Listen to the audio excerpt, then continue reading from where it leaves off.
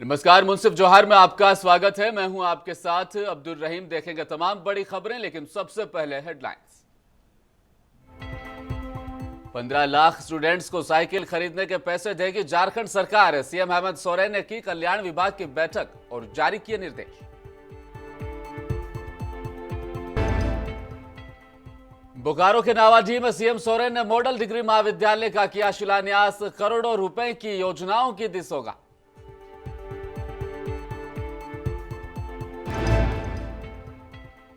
भागलपुर में कोसी नदी का दिखने लगा रौद्र रूप। कटाव होने से ग्रामीण भयभीत, पलायन को हो रहे मजबूर।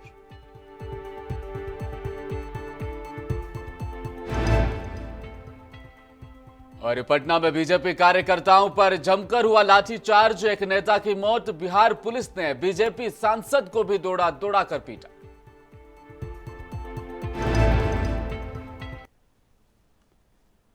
अब खबरें विस्तार से। मुख्यमंत्री हेमंत सोरेन आज बोकारो के नावाडीह पहुंचे। विनोद बिहारी महतो ग्रामीण स्टेडियम में झारखंड मुक्ति मोर्चा के तमाम बड़े नेताओं की मौजूदगी रही। वहीं सीएम सोरेन ने आज 26 करोड़ की लागत से बनने वाले मॉडल डिग्री कॉलेज का शिलान्यास भी किया। इसके अलावा 50 करोड़ से भी अधिक की योजनाओं का ऑनलाइन शिलान्यास किया और बोकारो की जनता को बड़ी सौगात दी। इस अवसर पर पूर्व शिक्षा मंत्री जगन्नाथ महतो को भी खूब याद किया गया। हमारे आने वाली पीढ़ी शिक्षित और मजबूत होगी, इसके लिए बेहतरीन कॉलेज, नए मेडिकल कॉलेज, इंजीनियरिंग कॉलेज स्थापित करने की कार्य योजना बनाई है। अभी तो आपके यही नावाडीह इसी जहां हम लोग ये कार्यक्रम कर रहे हैं, इसी के बगल में आप लोगों का आज एक डिग्री कॉलेज का शिलान्यास भी होना है, जो लगभग 25 करोड़ से अधिक का बनेगा।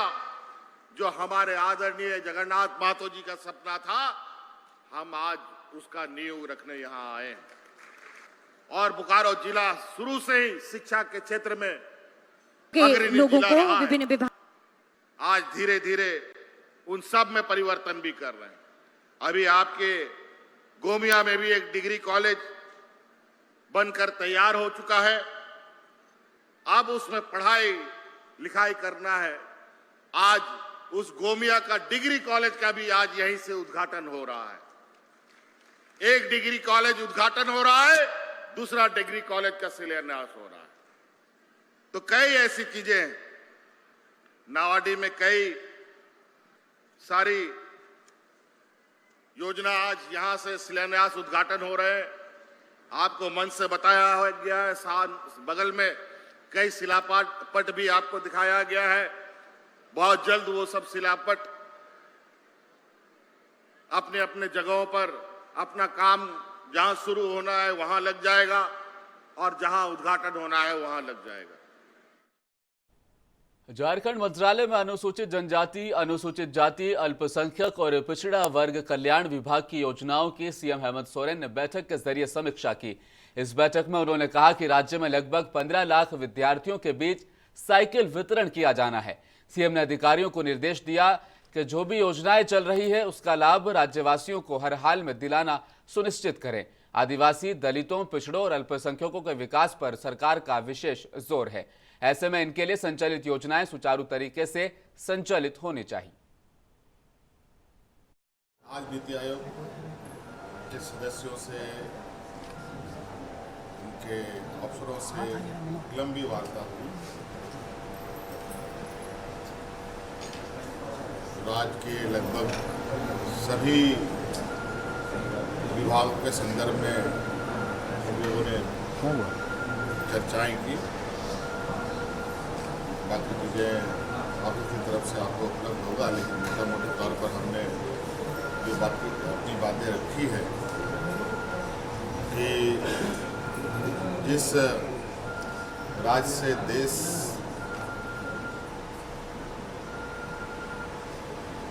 चलता है, इस राज्य से भारत सरकार को सबसे अधिक आमदनी होती है, वहाँ के लोगों की स्थिति बहुत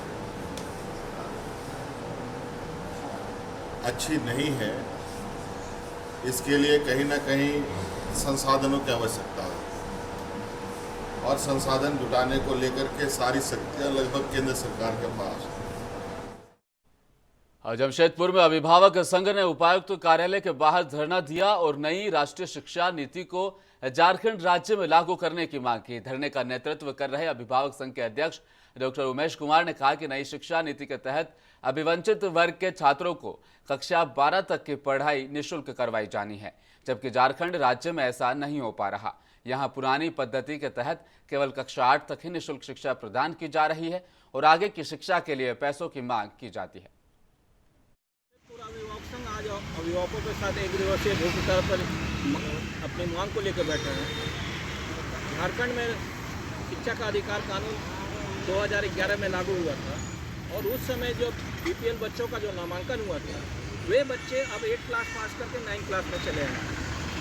शिक्षा का अधिकार कानून उन्हें 8 क्लास तक ही फ्री एजुकेशन देने की अधिकार देता है। ऐसे में स्कूल प्रबंधन द्वारा उनके अभिभावकों से अब 9 क्लास के बच्चों से फीस मांगी जा रही है।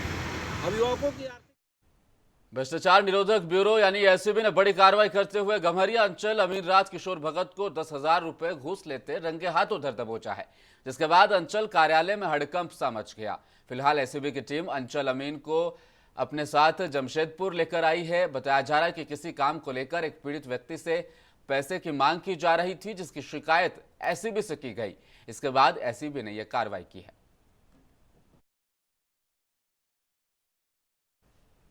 जमशेदपुर के गोलमुरी में स्वाभिमान पार्टी के द्वारा झारखंड कार्यकारिणी समिति की समीक्षा बैठक सह सदस्यता अभियान का आयोजन किया गया। वहीं बैठक में स्वाभिमान पार्टी के राष्ट्रीय संरक्षक सह छत्तीसगढ़ के पूर्व मंत्री वीरेंद्र पांडे, राष्ट्रीय कार्यकारी अध्यक्ष बलदेव राजसूद, प्रदेश अध्यक्ष विवेक पाठक, प्रदेश महामंत्री भरत महाराज मौजूद रहे।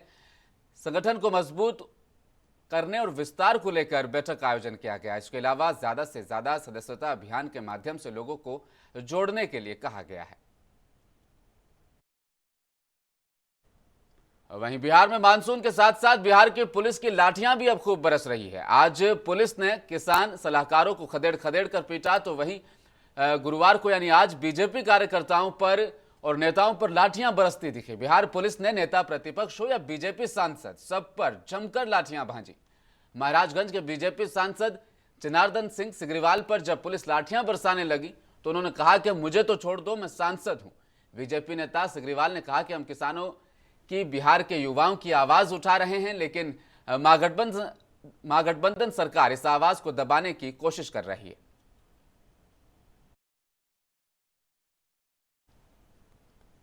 वहीं बीजेपी नेताओं पर लाठीचार्ज के बाद बिहार के पूर्व मुख्यमंत्री और बीजेपी के राज्यसभा सांसद सुशील कुमार मोदी ने कड़ी प्रतिक्रिया दी है। उन्होंने कहा कि हम शांतिपूर्ण तरीके से विधानसभा मार्च कर रहे थे, इसके बाद भी हम पर लाठीचार्ज किया गया, सैकड़ों कार्यकर्ताओं को घायल कर दिया गया। नीतीश कुमार का यह कैसा लोकतंत्र है?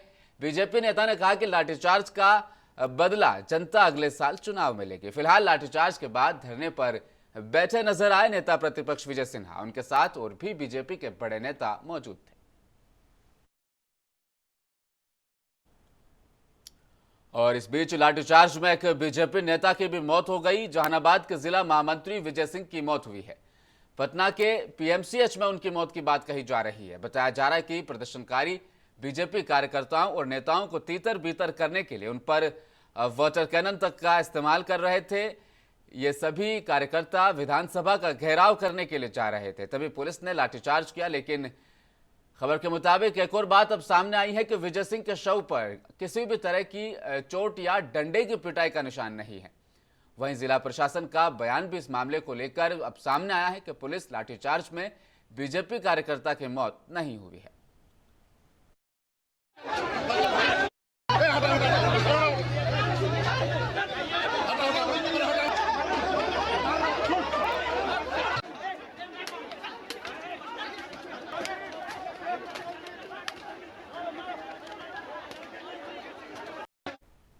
हालांकि विजय सिंह की मौत पर अभी संशय बना हुआ है, लेकिन विपक्ष ने नीतीश सरकार को घेरना शुरू कर दिया है। लोजपा नेता चिराग पासवान ने इस पर कहा, सत्ता के अहंकार में चूर मुख्यमंत्री नीतीश कुमार की पुलिस ने बिहारियों के हक और अधिकार के लिए लड़ रहे भाजपा के निहत्थे कार्यकर्ताओं की जान ली है। के सम्मानित कार्यकर्ता विजय सिंह जी के दुखद निधन पर अपनी तरफ से, अपनी पार्टी लोक जनशक्ति पार्टी रामविलास की तरफ से शोक प्रकट करता हूं। उनके परिवार वालों को इस दुख की घड़ी में ईश्वर हिम्मत दे, ये प्रार्थना करता हूं। पर साथ ही मैं इस सरकार से और मुख्यमंत्री नीतीश कुमार जी से भी ये सवाल पूछना चाहूंगा कि इस मौत का, और ये मौत ही नहीं है भैया, ये हत्या है। किसी को आपके शासनकाल में लाठी से पीट पीट कर मार दिया जाता है, ये हत्या की श्रेणी में ही आता है। तो इस हत्या का जिम्मेदार कौन है? मुख्यमंत्री जी। आप प्रदेश के मुख्यमंत्री होने के साथ साथ हमारे प्रदेश के गृह मंत्री भी हैं। ये जवाबदेही मुख्यमंत्री नीतीश कुमार जी की बनती है कि भैया उनके खिलाफ उठने वाली हर आवाज को शांत करने के लिए लाठी का इस्तेमाल क्यों किया जाता है? भले वो शिक्षक हो, भले वो छात्र हो, भले वो अभ्यर्थी हो, भले वो किसान हो, हर उठने वाली आवाज को लाठी के दम पर उसको शांत कराने का प्रयास किया जाता है।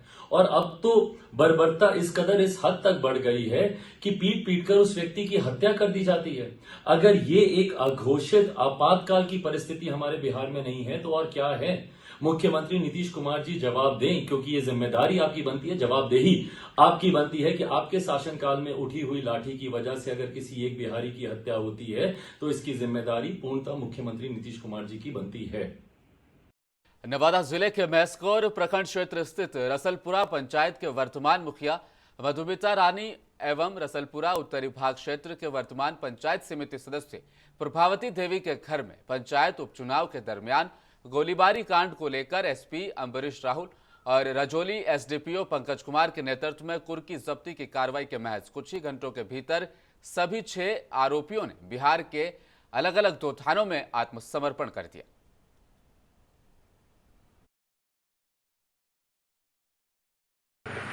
मई महीने में पंचायत इलेक्शन उपचुनाव हो रहा था यहाँ पर। उसके बाद एक गोलीबारी की घटना घटी थी जिसमें एक आदमी को गोली लगी थी और उसके परिवार के 3 सदस्य जो है वो पूरी तरीके से घायल हो गए थे। इस घटना का हम लोगों ने काफ़ी सीरियसली लिया था और इस घटना का सुपरविजन और रिपोर्ट को निकला था।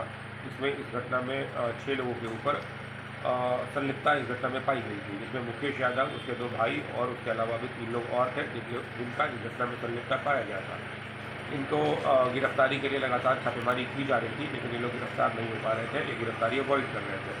उसके बाद थाना प्रभारी के द्वारा माननीय न्यायालय से वारंट प्राप्त किया गया, फिर इश्तिहार प्राप्त किया गया और इश्तिहार प्राप्त करने के बाद इसे सूचना प्राप्त हुई कि ये लोग अपने घर से सामान निकाल रहे हैं, बाहर कर रहे हैं। तो इसलिए इन्होंने तुरंत इश्तिहार प्राप्त किया है और आज एसडीपीओ रजौली के नेतृत्व में इन 6 के घर की कुर्की की गई।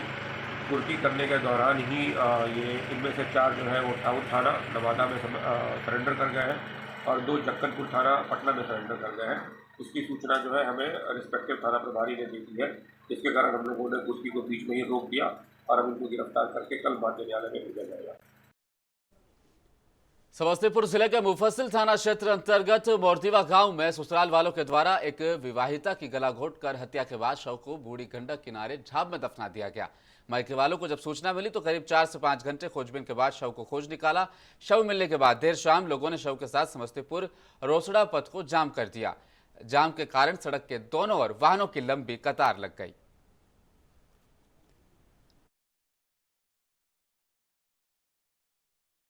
जो इतवार को हम शुक्रवार को बिदागरी की है, शुक्रवार को यहाँ से सारा गया बिदागरी कर दिए। बिदागरी करने के बाद वहाँ से आया सोमवार को जो है, इतवार को हम कहे तुम लोग चलो हम परसों आ रहे हैं। परसों आके इतवार था दिन वहाँ हम आए, उसको समझा बुझा दिए बुआ के जना है तना अपना घर में बनो खो सबको खियो, सास के मिला जुला करो मिलजुल करो। फिर भी मारा पीटा इसको, फिर भी तो हमको फिर फोन किया है कि भैया तुम्हारी क्या घटना घटी है? अभी फांसी लगा के मार दिया है, फांसी लगा के मारा है उसका पति भाई। मोतिहारी के चकिया में आजादी का अमृत महोत्सव के उपलक्ष्य में कोटवा मुजफ्फरपुर टोलवेज लिमिटेड की टीम द्वारा वृक्षारोपण कार्यक्रम का आयोजन किया गया। साथ ही साथ परसोनी खेमटोला प्लाजा पर वृक्षारोपण किया गया। कोटवा महसी मुजफ्फरपुर रोड में कुल 1000 से ज्यादा पौधे लगाए गए। वहीं चकिया टोलवेज पर चिंतामणपुर हाई स्कूल के छात्र और छात्राओं के द्वारा लगभग 200 पौधे लगाए गए। का जो कार्यक्रम था ये पूरे इस लोकेशन का ही नहीं पूरे भारतवर्ष में ये किया जा रहा है और इसमें हमारे सड़क परिवहन एवं राजमार्ग मंत्री श्री नितिन गडकरी जी वो आज 4 बजे उन्होंने विजयवाड़ा में इसका शुभारंभ किया है और उसी को हम लोग कंटिन्यू करते हुए इस लोकेशन पे हम लोगों ने 200 से 300 पेड़ आज वृक्षारोपण किया है। साथ ही कोटवा मेसी से लेके मुजफ्फरपुर तक के स्ट्रेच में हम लोगों ने इसके अलावा और 1000 पेड़ और लगवाए हैं टोटल आज की डेट में। आपका नाम? तो मेरा नाम हुआ कुमार सौरभ, प्रबंधक तकनीकी हैं। सुगौली के बेलटोला, गोड़ीगांवा, डुमरी सहित अन्य दलित बस्तियों में स्वच्छ भारत मिशन की सफलता को लेकर सामाजिक कार्यकर्ता सह स्वयंसेवक अवधेश कुमार गुप्ता के द्वारा स्वच्छता चौपाल का आयोजन किया गया। इस चौपाल की अध्यक्षता स्थानीय समाजसेवी सह वीएलई संजीत साहनी ने की। स्वच्छ भारत अभियान के तहत लोगों को जागरूक करते हुए सामाजिक कार्यकर्ता सह स्वयंसेवक अवधेश कुमार गुप्ता ने कहा कि अपने आसपास गंदगी न फैलाएं, खुले में शौच करने से बचें, खाने पीने वाली वस्तुओं को खुले स्थान पर न रखें। उन्होंने कहा कि अगर कोई गंदगी फैलाता है तो उसे समझाने की भी कोशिश करें।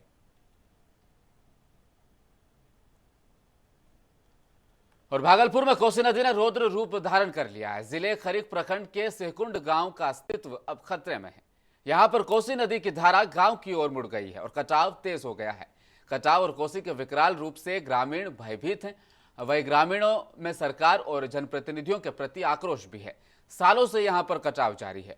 गांव आने का एकमात्र साधन नाव बचा है, लेकिन जनप्रतिनिधि सूझ नहीं ले रहे। अभी कोसी के जलस्तर में बढ़ोतरी होना शुरू हो चुकी है और ये हालात हैं। जलस्तर में बढ़ोतरी होने के बाद हालात और बिगड़ेंगे।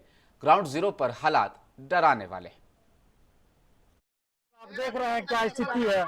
कोई चीज का कोई प्रबंधन का कोई चीज नहीं कर रहा है। कोई नेता नहीं आ रहा है, खाली वोट मांगने के लिए सिर्फ आ रहा है। उसके बाद कोई नहीं, अगर आता है वोट मांगने के लिए तो सबको कार्यकर्ता बना लेता है, झंडी थमा देता है और साला कोई चीज बाद में देखने के लिए नहीं आता है। क्या स्थिति है गाँव का, समझ रहे हैं ना आप लोग। देखिए अजय मंडल ऐसे गया कि हमें कर देंगे, हम गाँव का विकास कर देंगे। साला हम ही लोग नदी में बह रहे हैं, कोई विकास नहीं हो रहा है। एक बार देखने तक नहीं आया है। भागलपुर कलेक्ट्रेट स्थित समीक्षा भवन में जिलाधिकारी के द्वारा जिले के सभी प्रखंड विकास पदाधिकारी और अंचलाधिकारी को चुनाव को लेकर ट्रेनिंग दी गई। चुनाव की ट्रेनिंग के लिए जिला निर्वाचन की ओर से ट्रेनिंग दी गई। वहीं ट्रेनिंग कार्यक्रम के बाद सभी प्रखंड विकास अधिकारी और अंचलाधिकारी के साथ साथ जिलाधिकारी के द्वारा जिले में चल रही विकास योजनाओं और राजस्व को लेकर समीक्षा बैठक भी की गई। जिलाधिकारी के द्वारा समीक्षा बैठक के दौरान कई दिशा निर्देश दिए गए।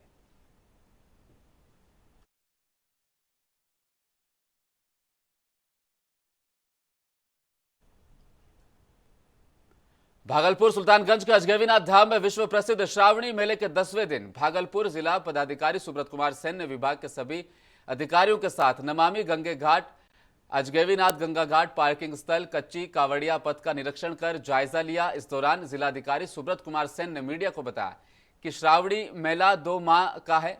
जो श्रावणी मेला 10 दिन अच्छे तरह से बीत गया, अब समय रहते अच्छे तरीके से बिताने की बात कहते हुए कहा कि विभाग के द्वारा सभी तैयारियां आगे के लिए पूरी कर ली गई है। सहरसा जिले के सिमरी बख्तियारपुर अनुमंडल अस्पताल में कार्यरत आशा कार्यकर्ताओं ने अपने विभिन्न मांगों को लेकर अस्पताल के मुख्य गेट पर बैठकर रोषपूर्ण प्रदर्शन किया और बिहार सरकार के खिलाफ जमकर नारेबाजी की। कार्यकर्ताओं ने कहा कि सरकार से हमारी मांग है कि हम लोगों को राज्य कर्मियों का दर्जा मिले। सबसे पहली मांगे है सरकारी कर्मचारी घोषित किया जाए और ठेका को बंद करके हम लोग को मान दिया जाए। 2018 में जो हड़ताल किए थे उसमें स्वास्थ्य मंत्री ने बोला कि 1000 आशा और आशा फैसिलिटेटर को मानदेय करेंगे, लेकिन मानदेय नहीं करके पारितोषिक कर दिया। 5 काम आशा करती है तो 1000 रुपया मिलता है, नहीं करती है तो नहीं मिलता है। उसके बाद आशा कोरोना में भी काम की, उसका कोई सही से पैसा नहीं मिला है, न आने जाने का भत्ता मिला है। जो कार्य करके दी है उसका कोई पैसा नहीं मिला है। जितना पब्लिक को मिला है 500 रुपया दर से, उतना मेरी आशा को भी मिला है और फैसिलिटेटर को मिला है। और फैसिलिटेटर का मुख्य मांग है कि 20 दिन का काम छोड़ करके 30 दिन का काम लिया जाए। और उसके बाद एक मजदूर को, सामान्य मजदूर को भी, हम लोग जो मजदूर रखते हैं घर में, उसको 500 रुपया मिलता है, लेकिन हम लोग को। और मुंसिफ जोहार के अंतिम क्षणों में एक बार फिर नजर हेडलाइंस पर। 15 लाख स्टूडेंट्स को साइकिल खरीदने के पैसे देगी झारखंड सरकार। सीएम हेमंत सोरेन ने कल्याण विभाग की बैठक में जारी किया निर्देश।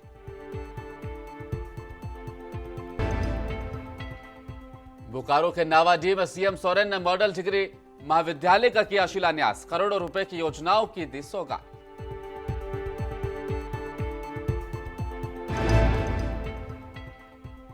भागलपुर में कोसी नदी का दिखने लगा रौद्र रूप। कटाव होने से ग्रामीण भयभीत पलायन को हो रहे मजबूर।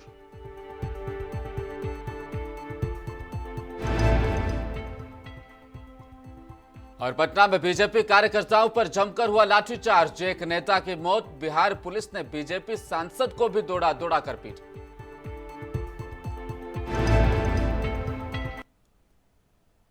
मुंसिफ जोहार में फिलहाल इतना ही। आप देखते रहिए मुंसिफ टीवी न्यूज। नमस्कार।